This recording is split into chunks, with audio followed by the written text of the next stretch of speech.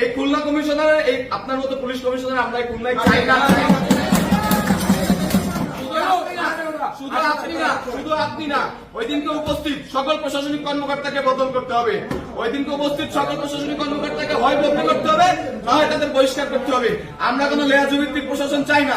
আমরা চাই ছাত্র জনতা মিলে একটা সুন্দর প্রশাসন হবে।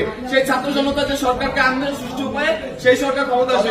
এখন আমরা ডক্টর মোহাম্মদ ইউনূসের নেতৃত্বে বাংলাদেশ পরিচালনা করবো। এখানে কোন রাজনৈতিক দলের জন্য আমরা কোন আপনাদের যে জুনিয়র অফিসার আছে তাদের হচ্ছে একটা বার্তা, আপনাদের যে সিনিয়র অফিসার আছে তারা পদত্যাগ করবে কি করবে না আমরা জানি না, কিন্তু বর্তমান দেশের যে অবস্থা পুলিশ প্রশাসন রাস্তায় দরকার।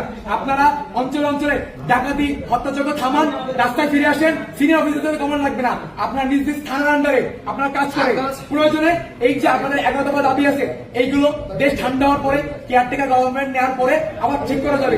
আপনারা আমরা